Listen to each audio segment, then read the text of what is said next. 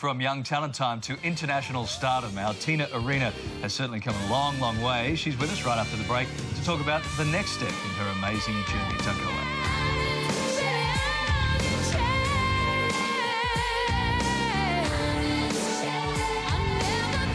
Well, back in 1983, fans of Young Talent Time went into mourning after 7 years. Team favourite Tina Arena bid viewers farewell. Let's take a look at that moment. And tonight is her very last night as a member of the Young Talent team. And here she is with my very favourite song and some Young Talent Time memories. Tina Arena, everybody.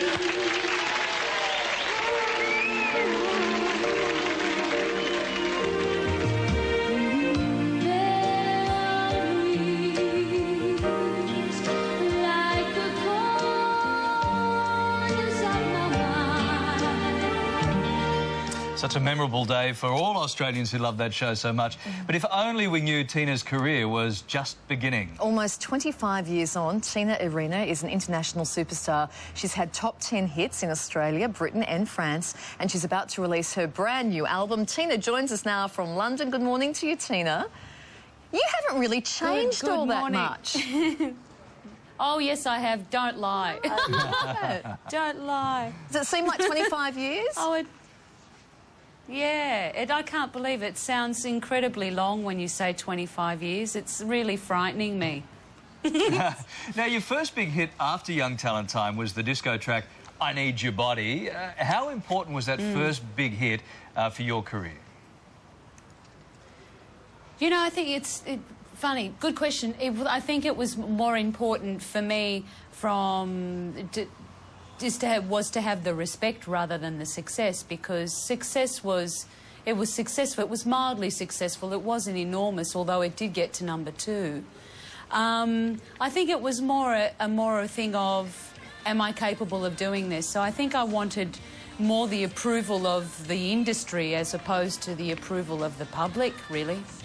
In 1994, Tina, you won 5 arias for the album Don't Ask. How would you describe that night?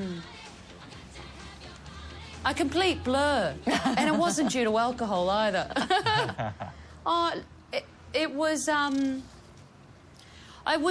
absolutely, it wasn't tangible for me. The arias and everything was something that it's incredibly inaccessible for me. I don't know why.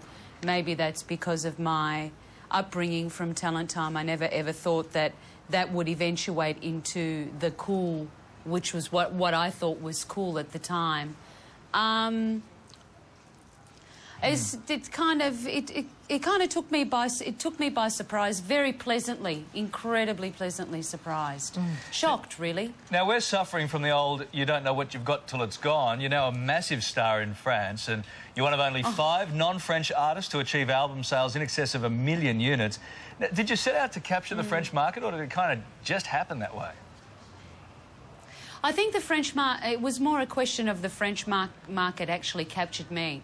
I had absolutely no preconceived thoughts or ideas or objectives when I went to France. It was the soundtrack to The Mask of Zorro that led me there, and by that it just opened 1 million doors all around me. So I just went in blindfolded and came out having the most extraordinary experience from a creative perspective. It was so fulfilling. And then to go in and sing in French was a great idea, and came with its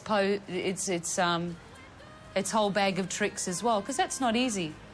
I'm in the middle of it at the moment, and I'm ready to pull my hair out. So, so now you're living... The very little hair that I got left, you know, I'm just... Get me out of the studio, someone, please.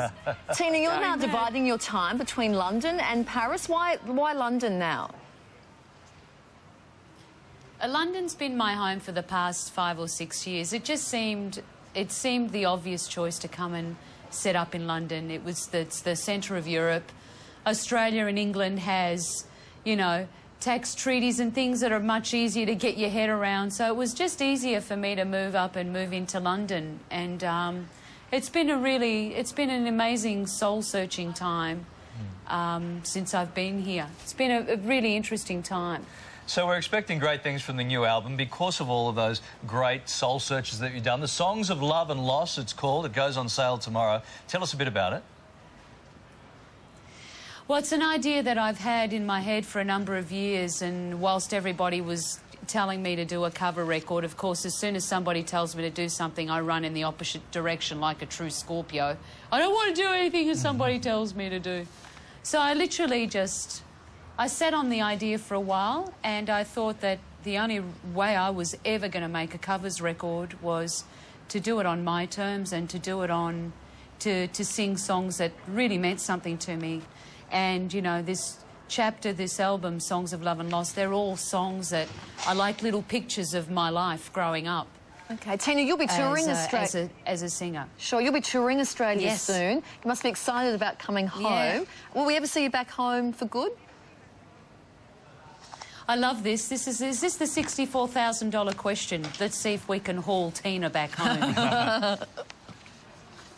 Yeah, so what's the answer? Yeah, well, what's the answer? Give me an interesting question. No, I'm kidding.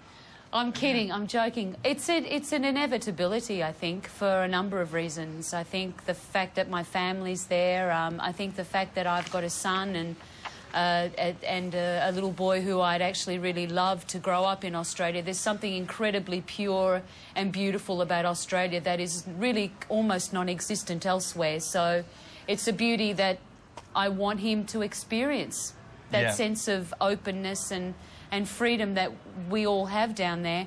I'd like Gabriel to have it as well, a notion of it. It's very important. Hey, Tina, lovely to talk to you. Good luck with the album. We look forward... Are you telling me to go now? That's pretty much...